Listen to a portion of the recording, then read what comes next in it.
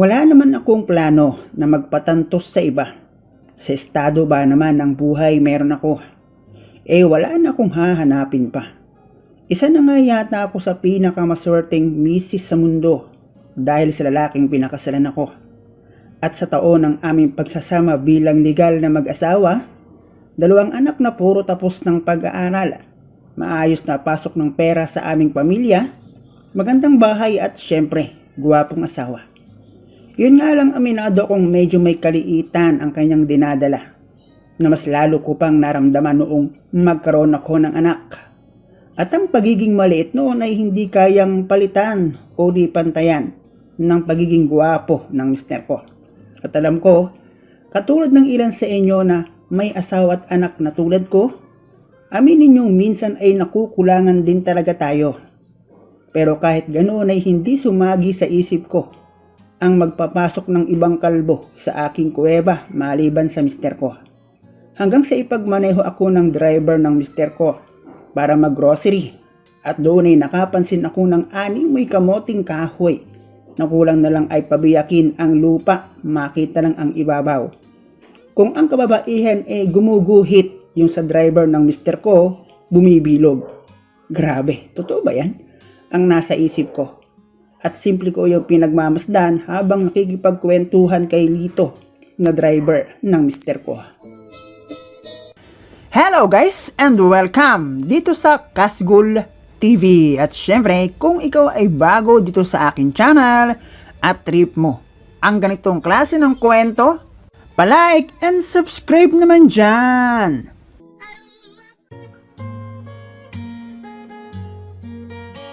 Pangalanan mo na lang akong Elizabeth, 55 years old at kasal sa isang lalaki na ang pinagkakakitaan ay bigasan. Pagbibigasan na ang hanap buhay ng aking mister kahit pa noong nanliligaw pa lamang siya sa akin. Itago na lang natin sa pangalang Abel ang aking mister. Bukod sa pagiging matipuno at gwapo, syempre, may stable na negosyo ang pamilya ni Abel at iyon ay ang pagbibigasan. Bigas na yata ang trademark kapag mayroong naghahanap sa kanilang angkan sa lugar namin. At siguro masasabi ng ilang pamilya sa lugar namin na ang swerte ng sinumang dalaga na magugustuhan ni Abel.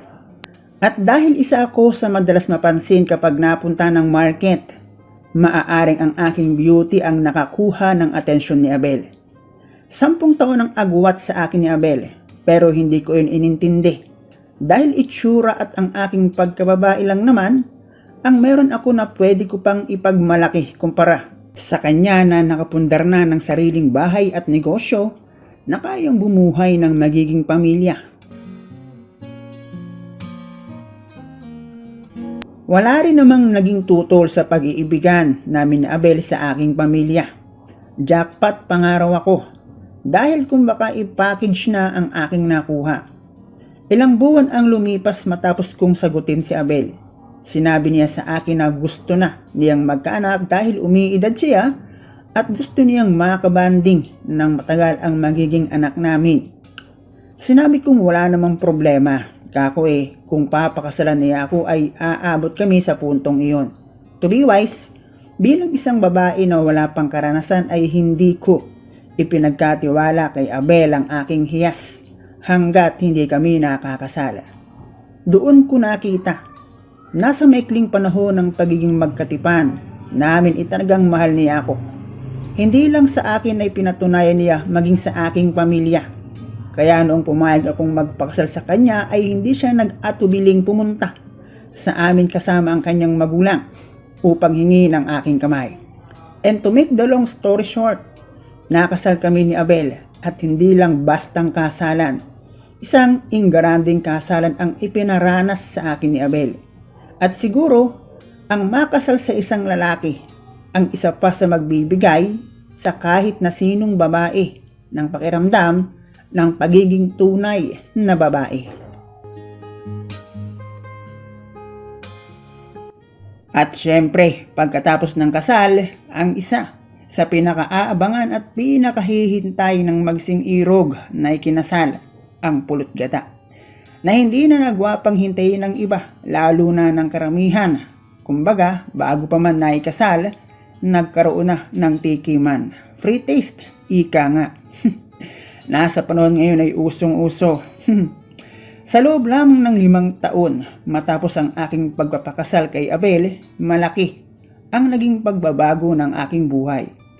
Nagkaroon agad kami ng 2 anak. Naging taong bahay ako sa naipundar na bahay ng aking asawa. Naging tagapag-alaga ng anak at hatid sundo noong sila ay magsimulang mag-aral.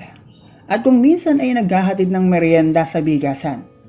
Sa pag-usad ng panahon ay ang patuloy ring paglago ng bigasan namin ni Abel.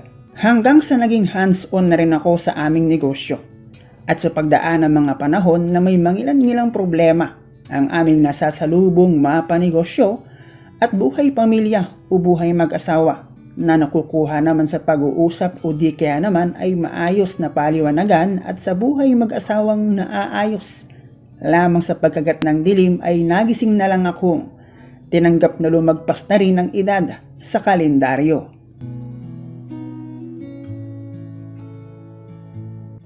Naging ganoon ang buhay namin habang pinagtatapos ang aming 2 anak. Nagtry naman kaming sundan kaya lang siguro ay talagang di hamak na malayong agwat ng edad namin ni Abel. Yung mga pagkakataong gusto ko pa pero si Abel na aking mister ayaw nang tumayo. Kahit anong ganda at alaga nating mga misis sa ating mga sarili kapag ang ating mga kapareha ay ganap ng tinanggap. Ang pagiging majonda, wala din pala tayong magagawa. Hanggang sa ang aking itinagong baga ay aksidenteng pagliyabin ng driver ni Abel noong minsang ipagmaneho niya ako para mag-grocery. Noon lang ako nakapura ng ganoon kalaking sandata.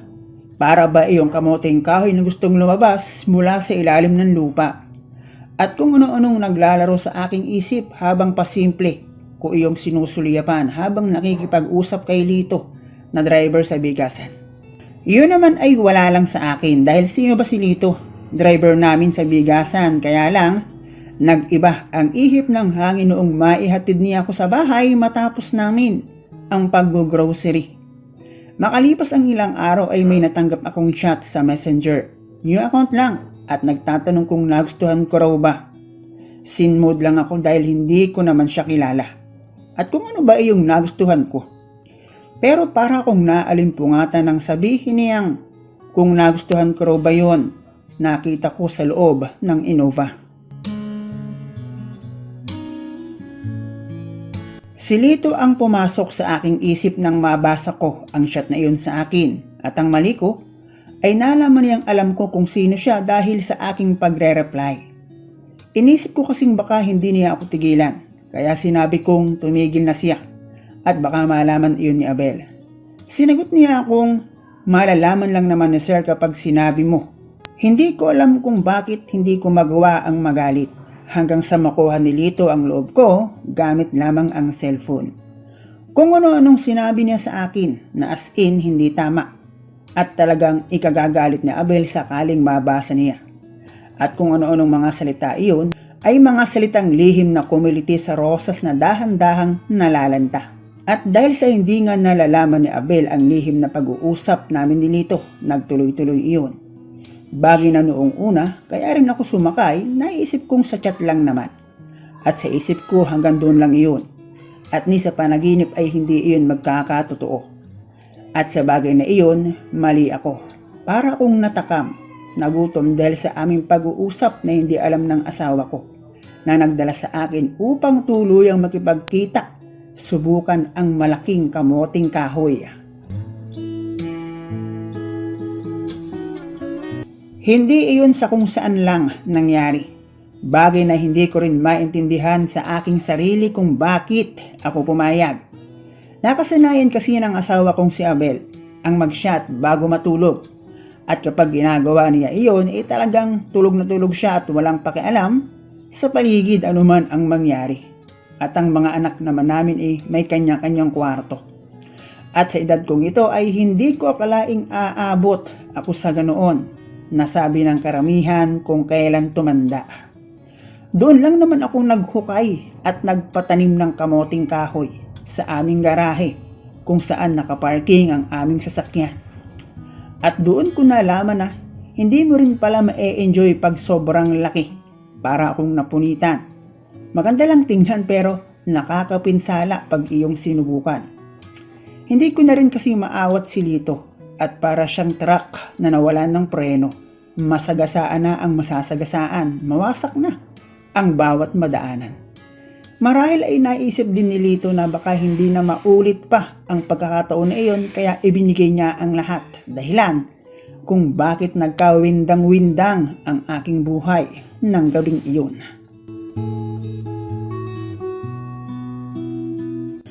Aminado ako mula nang pakasalan ako ni Abel ay hindi siya nagkulang sa akin sa anumang bagay.